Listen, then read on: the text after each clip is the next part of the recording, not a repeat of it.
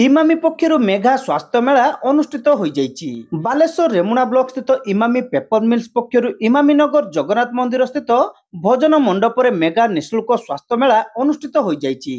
ଏହି ସ୍ୱାସ୍ଥ୍ୟ ସେବା ଶିବିରରେ ରୋଟାରୀ କ୍ଲବ ସ୍ଥିତ ଦାନ୍ତ ଡାକ୍ତର ବିନିତା ପ୍ରଧାନ, ଚକ୍ଷୁ ବିଭାଗର ବିଶେଷଜ୍ଞ, ଭୁବନେଶ୍ୱର ସ୍ଥିତ କଳିଙ୍ଗ ହସ୍ପିଟାଲ ଲିମିଟେଡର ହୃଦରୋଗ ଓ ଭେଷଜ ବିଶେଷଜ୍ଞ ପିକେ ରାଉତ, ମୂତ୍ରାଶୟ ଓ ନେଫ୍ରୋଲୋଜି ବିଶେଷଜ୍ଞ ଡକ୍ଟର ପ୍ରବୀର କୁମାର ମାଝୀ ଓ ଅସ୍ଥିଶଲ୍ୟ ବିଶେଷଜ୍ଞ ଡାକ୍ତର ଇନ୍ଦ୍ରନୀଲ ଦେ ଏବଂ ତାଙ୍କର ସହଯୋଗୀମାନଙ୍କ ଦ୍ୱାରା ଇମାମି ପେପର ମିଲ୍ ସହଯୋଗରେ ମୋଟ 171 ଜଣ ରୋଗୀ ଚିକିତ୍ସିତ ହୋଇଥିବା ବେଳେ ସେମାନଙ୍କର ମଧୁମେହ, ଇସିଜି, ରକ୍ତଚାପ, ବିଏମଡି, ବିଏମଆଇ ଭଳି ପରୀକ୍ଷା କରାଯାଇଥିଲା।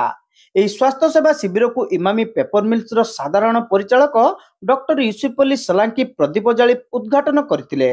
ସ୍ଥାନୀୟ ଇମାମି କାଗଜ କଳର ବରିଷ୍ଠ ସଭାପତି ଆଶିଷ ଅବିନାଶ ଗୁପ୍ତାଙ୍କ ପ୍ରଚେଷ୍ଟାରେ ରୋଟାରୀ କ୍ଲବ ବାଲେଶ୍ୱର ବହୁ ପଦାଧିକାରୀ, କଳିଙ୍ଗ ହସ୍ପିଟାଲର କର୍ମକର୍ତ୍ତା ସହଯୋଗ କରିଥିବା ବେଳେ ଇମାମି କାଗଜ କଳର ବରିଷ୍ଠ ଡାକ୍ତର ନାରାୟଣ ଚନ୍ଦ୍ର ଦେ, ପ୍ରଦୀପ କୁମାର ଜେନା, ଫାର୍ମାସିଷ୍ଟ ସଞ୍ଜିତ କୁମାର ସାହୁ, ରମାକାନ୍ତ ଦାସ, ଅକ୍ଷୟ କିଶୋର ଦାସ, ସହଯୋଗୀ ଜିତେନ୍ଦ୍ର ଉପାଧ୍ୟାୟ, ବିଚିତ୍ର ସ୍ୱାଇଁ ପରିଚାଳନାରେ ସହଯୋଗ କରିଥିଲେ।